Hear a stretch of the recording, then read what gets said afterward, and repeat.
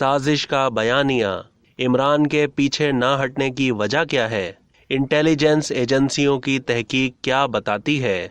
तज्जियाकारों ने पाक फौज की जानिब से मामले की बार बार वजाहत के बावजूद पीटीआई के साजिश के बयानिए से पीछे न हटने की वजह बयान करते हुए कहा कि इमरान खान का अपने खिलाफ गैर मुल्की साजिश का बयानिया सियासी है। सीनियर सहाफ़ी तलत हुसैन ने कहा कि इमरान खान इस वक्त सियासी एम्यूनिशन की तलाश में है। गैर मुल्की साजिश का मामला दोबारा उठाने की वजह समझ से बाहर है। समझने से कासिर हूँ कि DGISPR को दोबारा इस मामले पर वजाहत देने की ज़रूरत क्यों पेश आई। वज़ीर दिफा या वफाकी काबीना नहीं थी तब DGISPR का वजाहत देना समझ में आता है। उन्होंने कहा कि वज़ीर दिफा, वज़ीर ख़ारजा और वज़ीर दाखिला के होते हुए DGISPR को ये जिम्मेदारी उठाने की ज़रूरत क्यों महसूस हुई।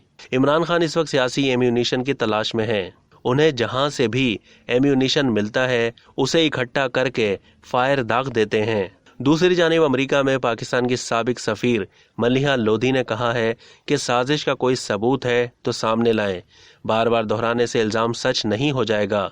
मलिहा लोधी ने तहरीक इंसाफ के बयानिए पर रद्द-ए-अमल देते हुए कहा कि अस्करी क़यादत ने साजिश की तरदीद की है तो वो इंटेलिजेंस एजेंसियों की तहकीक की बुनियाद पर है। ये झूठ है कि अमेरिका ने जो कहा हमने माना। ऐसा होता तो पाकिस्तान जौहरी ताकत ना बनता।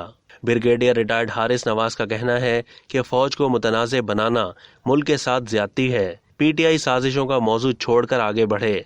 जमहूरी तरीके से उन्हें निकाला गया तो उन्हें भी सियासी जिद्दोजहद का रास्ता इख्तियार करना चाहिए।